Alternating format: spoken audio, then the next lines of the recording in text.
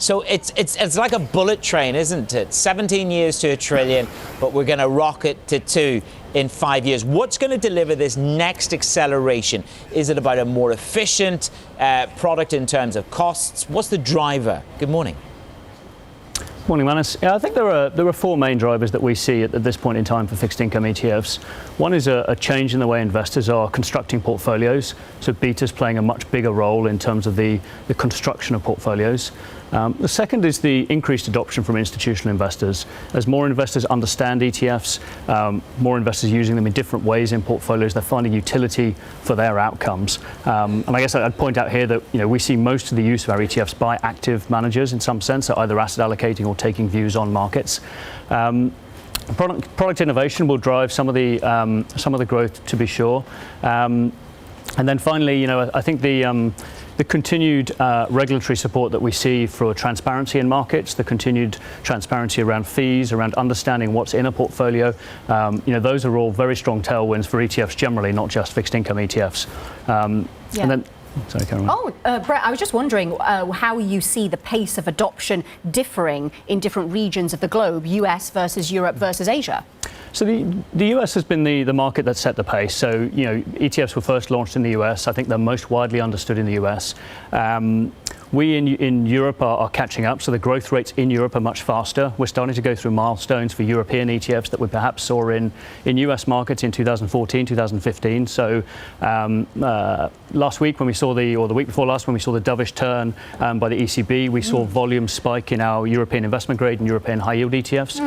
So the European investment grade ETF that we manage, IEAC, traded more than $1 billion in one day. So that was a big milestone. We're starting to see more transparency and liquidity in European ETFs with MiFID. So now that all of the OTC prints are now being sort of at least centrally reported, and Bloomberg has a field where you can actually look at this historically now. These are steps forward in terms of the ecosystem, which are helping to advance Europe. But to be sure, the US is the bigger part of the market today. Brett, can we dig a little bit deeper into the point that you mentioned there on liquidity? There's a number of great points that you talk about the rush in over the past number of weeks, which takes me to liquidity. It's great to rush in. That's marvelous. Lift every offer in sight.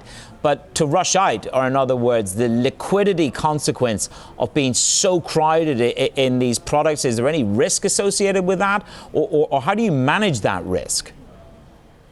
So ETFs have been tested, and fixed income ETFs in particular have been tested through a number of risk scenarios. We've seen spikes in volatility periodically, either driven by market-related events or by specific asset class events. So there are a number of high-yield-related examples, which is generally an area that people look to when they have these concerns. A key thing to understand here is the way that assets or money gets in or out of ETFs. So one of the structural advantages that an ETF has is that it can deliver out securities in kind or bring securities into the portfolio in kind. What this means is that as a manager of an ETF, you have the ability to keep your portfolio in line with its benchmark. So you're not skewing risk in the portfolio by selling the more liquid assets or the assets in the portfolio that are easier to find a bid for at that point in time. The other thing that's important to understand here is that the ETF manager or the index manager more generally, this applies beyond ETFs, is not trying to buy and sell every single bond in a given benchmark. So it's not a case of trying to indiscriminately buy bonds when you have inflows or indiscriminately sell bonds when you have outflows. You have a lot of flexibility in terms of which securities you can use for those redeem baskets or those create baskets, which actually helps manage risk versus the benchmark, and it actually helps reduce transaction costs in the portfolio for your investors. So you deliver better performance ultimately, versus trying to simply lift or sell risk indiscriminately into markets. Right. So you've hinted at some of that there, but tell us a little bit more about how, as an institutional investor, you would integrate bond ETFs into your portfolio and into your strategy.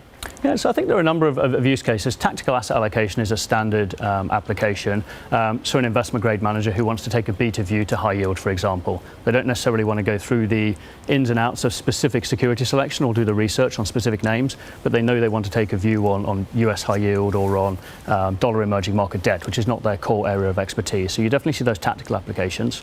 As I mentioned, one of the big drivers we see for the acceleration of use of fixed income ETFs is the way portfolios are constructed. So the building of beta in portfolios, as managers are looking to become more efficient and focus their time on areas where they actually add value. building blocks in the shape of ETFs or other index products are really useful in that context.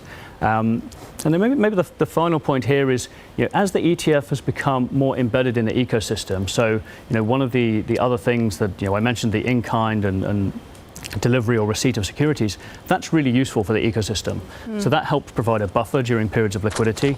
One of the applications we hear very commonly is investors will trade the ETF because they know where it's pricing. So that transparency, that price discovery that it provides, even for institutional investors who have the most transparency into fairly opaque bond markets, that provides a lot of utility.